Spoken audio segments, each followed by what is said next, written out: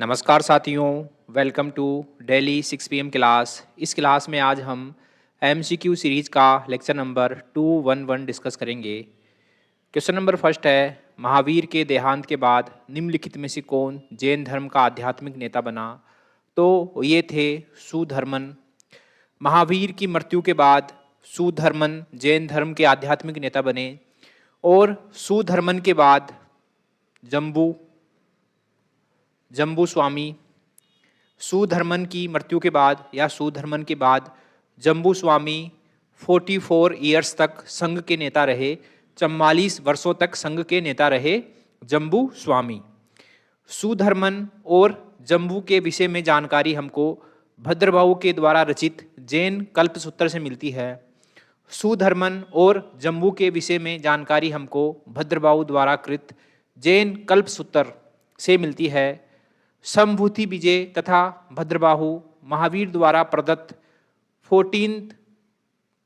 14 पुव्वों या फिर इनको प्राचीनतम जैन ग्रंथ कहते हैं के विषय में जानने वाले अंतिम व्यक्ति थे। ठीक है, तो महावीर के द्वारा प्रदत्त 14 पुव्व हैं या फिर 14 प्राचीनतम जैन ग्रंथ है, उनके विषय में जानने वाले अंतिम व्यक्ति थे संभूति विजय और भद्रबाहु। ठीक है, संभूति विजय प्लस भद्रबाहु। ठीक है, ये दो जैन विद्वान थे जो अंतिम जैन विद्वान थे जो कि महावीर के द्वारा प्रदत्त 14 पुव्व या प्राचीनतम जैन ग्रंथ के विषय में जानते थे। ठीक है, तो ये बात हो गई इसकी। क्वेश्चन नंबर 2 है, ये तथ्य कि सातवाहन समुद्री व्यापार करते थे तथा उनके पास जल सेना थी, एक विशेष दोहरे मस्तूल के जहाज वाले सिक्के की उपलब्धता से सिद्ध होता है। राजवंश के किस तथाकथित शासक ने ये सिक्के जारी किए थे? तो ये सातवाहन वंश के शासक यज्ञश्री सातकर्णी ने जारी किए थे। यज्ञश्री सातकर्णी के सिक्कों पर जलयान के चित्र अंकित हैं जो कि जल यात्रा और समुद्री व्यापार के प्रति इसके प्रेम को प्रकट करता है। यज्ञश्री सातकर्णी सातवाहन वंश का अंतिम प्रतापी शासक था। उसने यज्ञश्री सातकर्णी ने शकों द्वारा जीते गए अपने भूभाग को वापिस जीता था। यज्ञश्री सातकर्णी के विषय में हमको जानकारी वायु पुराण से मिलती है। यज्ञश्री सातकर्णी शक शासक रुद्रदामन का दामाद था। ठीक है, शक शासक रुद्रदामन उसका दामाद था यज्ञश्री सातकर्णी। यज्ञश्री सातकर्णी के द्वारा जारी किए गए ढेर सारे सिक्के मिले हैं। यज्ञश्री सातकर्णी द्वारा जारी ढेर सारे सिक्के मिले हैं हमको। यज्ञश्री सातकर्णी के तमाम सिक्के कृष्णा, गोदावरी, बरार, उत्तरी कोंकण, बड़ौदा एवं सौराष्ट्र से मिले हैं। पुराणों के अनुसार यज्ञश्री सातकर्णी ने 29 वर्षों तक शासन किया था।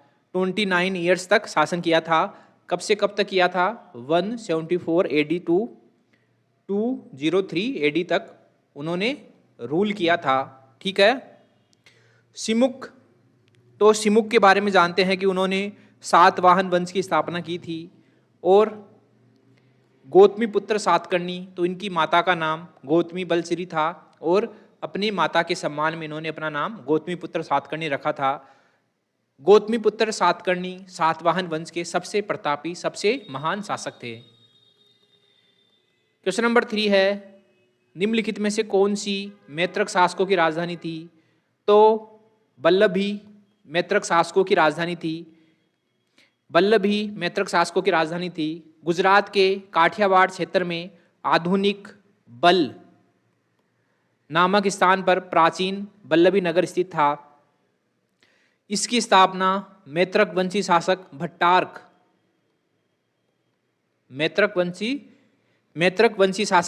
ने की थी। 7वीं शताब्दी में यह नगर प्रसिद्ध व्यापारिक और शैक्षणिक केंद्र बन गया। 7वीं शताब्दी में यह नगर प्रसिद्ध व्यापारिक और शैक्षणिक केंद्र बन गया। क्वेश्चन नंबर 4 है, निम्नलिखित कथनों पर विचार कीजिए। ओके, पहला स्टेटमेंट है बिल्हण ने विक्रमांक देव चरित्र लिखा। तो जो बिल्हण है, बिल्हण का जन्म कश्मीर में हुआ था और बिल्हण कल्याणी के चालुक्य वंशी शासक विक्रमादित्य सिक्स्थ के जलवारी कवि थे और उन्होंने विक्रमांक देव चरित्र लिखा जिसमें विक्रमादित्य सिक्स्थ का जीवन चरित्र है। ओके, तो इन्होंने जो बिल्हण है इनकी रचना है विक्रमांक देव चरित्र, ये सही स्टेटमेंट है। और इसमें जो चालुक्य वंश के शासक हैं, कल्याणी के चालुक्य वंशी शासक विक्रमादित्य सिक्स्थ, उनके जो है जीवन के बारे में है, उनकी बायोग्राफी है इसमें। इस विवरण में विक्रमांक देव चरित्र में ऐतिहासिकता स्पष्ट रूप से जो है झलकती है, स्पष्ट रूप से इसका विवरण मिलता है और विक्रमांक देव चरित्र की जो भाषा है वह स्पष्ट है, उसमें स्पष्टता है भाषा में। ठीक है, तो पहला स्टेटमेंट सही है। दूसरा है बिल्हण को चंद्रगुप्त द्वितीय का संरक्षण प्राप्त था, जो कि गलत है। हमने अभी पढ़ा कि बिल्हण को कल्याणी के चालुक्य वंशी शासक विक्रमादित्य सिक्स्थ का संरक्षण प्राप्त था, वे उसके दरबार में दरबारी कवि थे। ठीक है, तो इसमें पहला सही है, दूसरा गलत है, पहला सही है। क्वेश्चन नंबर 5 है निम्नलिखित में से कौन राम कथा के जैन रूपांतरण पौमचरियम का लेखक है? पौमचरियम, राम कथा के जैन रूपांतरण पौमचरियम का लेखक है। तो ये थे बिमल सूरी पौमचरियम के लेखक हैं। ठीक है, बिमल सूरी रामकथा के जैन रूपांतरण पौमचरियम के लेखक हैं। हेमचंद्र सूरी इनका टाइम पीरियड था 1089 टू 1172 और गुजरात में इनका जन्म हुआ था। हेमचंद्र सूरी का जन्म गुजरात में हुआ था और ये श्वेतांबर परंपरा के शिक्षक थे। वे गुजरात के सोलंकी शासक कुमारपाल के शिक्षक थे। हरि विजय सूरी, तो ये 16th सेंचुरी के जैन विद्वान थे और अकबर ने इनको जगत गुरु की उपाधि दी थी।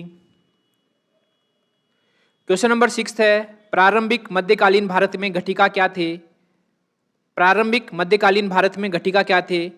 तो घटिका थे दक्षिण भारत में ब्राह्मण शिक्षा प्रदान करने वाले विद्यालय तथा केंद्र। घटिका क्या थे? घटिका थे दक्षिण भारत में ब्राह्मण शिक्षा प्रदान करने वाले विद्यालय तथा केंद्रों को घटिका कहा जाता था। ऑप्शन सी इसमें आंसर हो गया।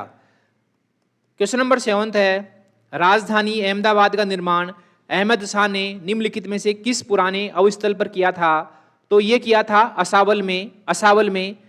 ये पुराना स्थल था असावल, यहाँ पर अहमद शाह ने राजधानी अहमदाबाद का निर्माण किया था।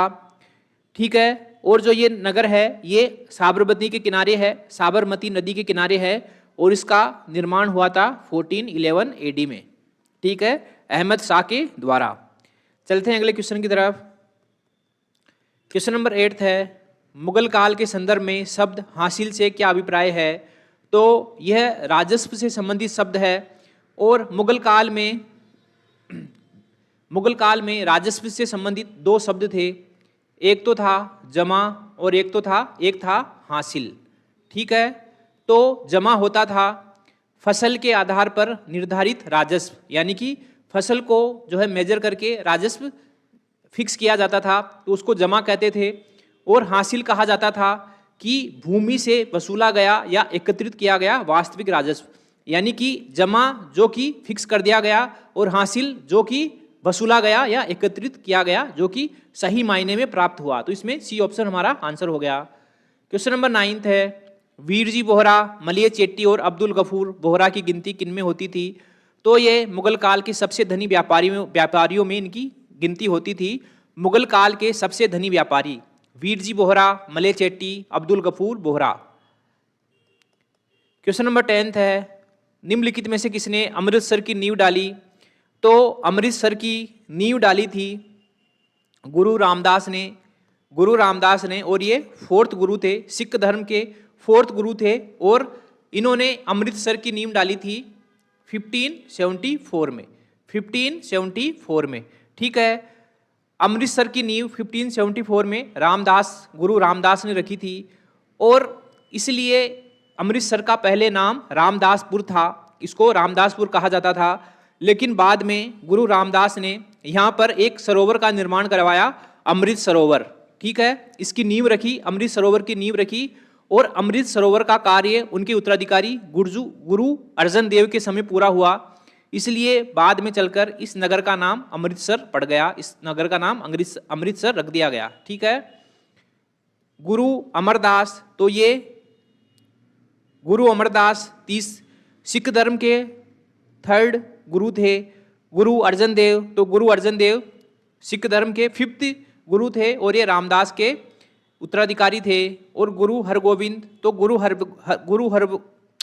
गुरु हरगोविंद 6th जो है गुरु थे सिख धर्म के। ओके साथियों, इसी के साथ MCQ सीरीज का लेक्चर नंबर 211 यहीं समाप्त होता है। मिलते हैं अगले लेक्चर में, तब तक के लिए थैंक यू वेरी मच।